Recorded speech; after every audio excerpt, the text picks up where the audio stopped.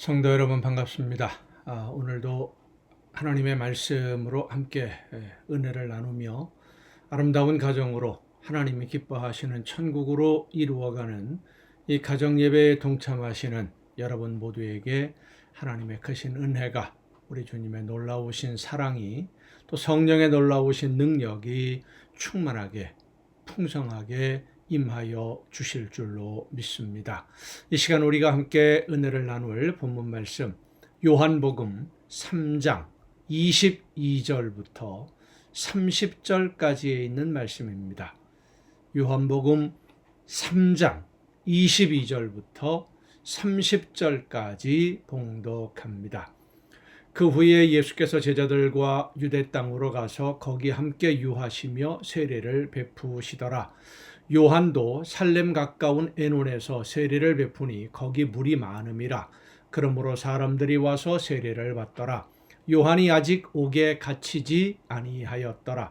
이에 요한의 제자 중에서 한 유대인과 더불어 정결 예식에 대하여 변론이 되었더니 그들이 요한에게 와서 이르되, 랍비여, 선생님과 함께 요단강 저편에 있더니 곧 선생님이 증언하시던 이가 세례를 베풀매 사람이 다 그에게로 가더이다. 요한이 대답하여 이르되, 만일 하늘에서 주신 바 아니면 사람이 아무것도 받을 수 없느니라. 내가 말한 바 나는 그리스도가 아니요 그의 앞에 보내심을 받은 자라고 한 것을 증언할 자는 너희니라. 신부를 취하는 자는 신랑이나 서서 신랑의 음성을 듣는 친구가 크게 기뻐하나니 나는 이러한 기쁨으로 충만하였노라. 그는 흥하여야 하겠고 나는 쇠하여야 하리라 하니라. 아멘.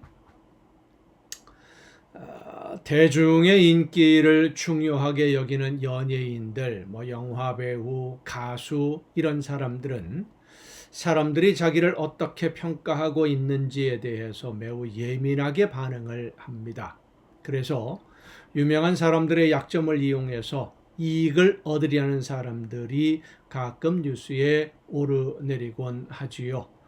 몇 년 전에 유행처럼 온 나라를 휩쓸고 지나간 미투, 비투, 학폭에 대한 고발 사건들, 이런 내용들을 보면 실제로 억울하고 아픔을 당한 사람들도 많이 있습니다만은, 그런 흐름을 이용해서 개인의 이익을 얻으려고 거짓 소문을 만들어내는 사람들도 상당히 많이 있었습니다. 대중의 인기에 민감하게 반응할 수밖에 없는 연예인들의 이미지에 타격을 줄 수 있다는 그런 위험 때문에 많은 사람들이 이용당하기도 했지요. 말씀을 전하는 선지자들 역시 마찬가지일 것입니다. 하나님의 말씀을 전한다라고 믿고 따르는 성도들이 있어야 되는데, 저 사람이 하는 말은 도저히 하나님의 말씀으로 못 믿겠어, 이렇게 된다고 한다면, 저 사람의 말은 그럴듯한데 살아가는 모습, 행동을 보면 하나님이 보내신 일꾼이라고 영 신뢰가 안 가, 이렇게 된다면 하나님의 말씀을 전하는 일꾼으로서의 역할 감당하기 어렵지 않겠습니까? 근데 오늘 본문 말씀을 보면 그런 대중의 인기에 사람들이 어떻게 평가하느냐에 대해서 전혀 흔들림이 없는 한 사람이 있습니다. 예수님보다 먼저 하나님의 나라에 대해서 전했고 사람들에게 회개하라고 외쳤던 세례 요한입니다. 예수님이 공식적으로 활동하면서 이스라엘 백성들 사이에 예수님의 이름이 알려지기 전에 먼저 요단강에서 세례를 베풀었고, 광야에서 하나님의 나라가 가까이 왔으니 회개하라 선포한 이 요한의 활약은 정말로 대단했습니다. 하나님의 말씀을 그리워하던, 듣지 못함으로 인해서 갑갑해하던 이스라엘 백성들에게 정말로 가뭄에 내리는 단비 같은 그러한 역할을 했던 사람이 바로 세례 요한입니다. 수많은 사람들이 그래서 요한에게 몰려들었었죠. 그런데 예수님이 등장하면서부터 요한에게 쏠리던 백성들의 시선이 예수님에게로 방향이 바뀐 겁니다.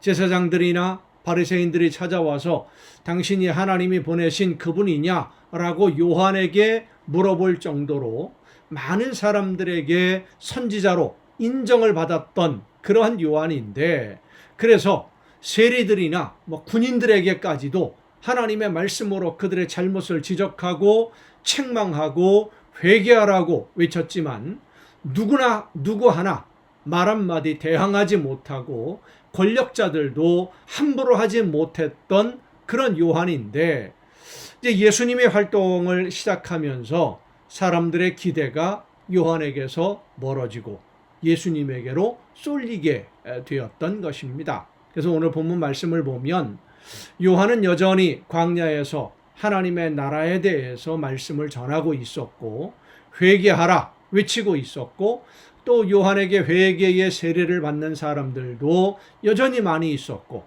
요한을 따르는 제자들 역시 여전히 많이 있었다라고 하는 것을 볼 수 있습니다. 그런데 이제 예수님이 성전에서 큰 소란이 일어날 그 유명한 사건을 일으키고 여러 가지 기적과 표적들이 나타나기 시작하면서 사람들의 관심이 요한에게서 예수님에게로 옮겨가고, 자연히 이 두 사람 중에 누가 진짜 메시아냐, 누가 하나님이 보내시는 구원자일까 하는 이런 이야기들이 유대인들 사이에 퍼져나가게 된 것입니다.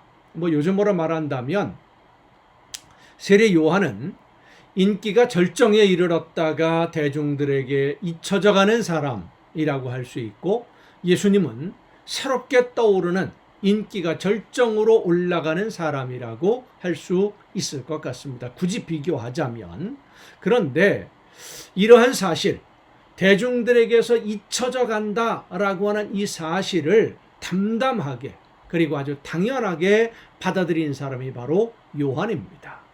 요한의 제자들은 예수님에게로 사람들이 몰리는 것을 그리 달갑게 생각하지 않았습니다.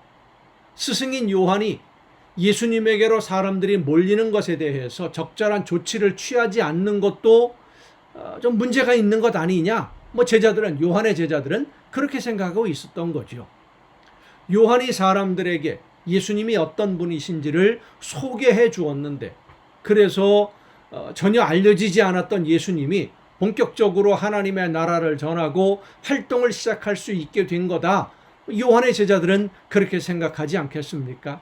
그런데 예수님을 등장시켜 주신, 소개시켜 준 요한보다 예수님에게 더 많은 사람들이 몰린다? 그 상황이 결코 이 제자들이 당연하게 받아들이기가 싫었던 것이죠. 요한에게 더 많은 사람들이 와야 되는데 예수님에게 몰리는 것이 싫었어요. 그런데 요한의 생각은 완전히 달랐습니다. 하늘이 주신 바가 아니면 사람이 아무것도 받을 수 없다. 그는 흥하여야 하겠고 나는 쇠하여야 하리라. 이것은 자신의 사명이 무엇인지를 분명하게 알고 있는 사람, 그리고 자기가 해야 할 역할이 무엇인지를 분명하게 알고 예수님이 어떤 분이신지를 아는 사람만이 가질 수 있는 마음가짐입니다. 요한은 자기가 누구인지, 해야 할 일이 무엇인지, 하나님이 나에게 맡기신 사명이 무엇인지를 분명히 알았습니다. 그리고 나서 나서야 할 때, 사람들 앞에서 하나님의 말씀을 전해야 할 때와 이제는 물러나야 할 때가 언제인지를 요한은 또한 알고 있었습니다. 예수님에게로 사람들의 시선이 집중되는 이때가 나는 물러나고 사라져야 할 때라, 이것을 세례 요한은 알았다는 것이죠. 인기에 연연하지 아니하고 하나님의 계획이 예수님을 통해서 이루어진다는 것을 요한은 알았습니다. 성도 여러분, 오늘 우리가 이 요한과 같이, 세례 요한과 같이 내가 누구인지, 무엇을 해야 하는지, 그리고 어떤 역할을 감당해야 하고 어디까지가 내가 감당해야 할 일인지를 알아야 됩니다. 성령의 도우심과 성령이 주시는 지혜로 내가 해야 할 일이 무엇인지를 깨닫고 그 사명을 즐겁게 감당하고 하나님이 원하시는 열매를 풍성하게 맺는 여러분 모두가 될 수 있기를 간절히 바랍니다.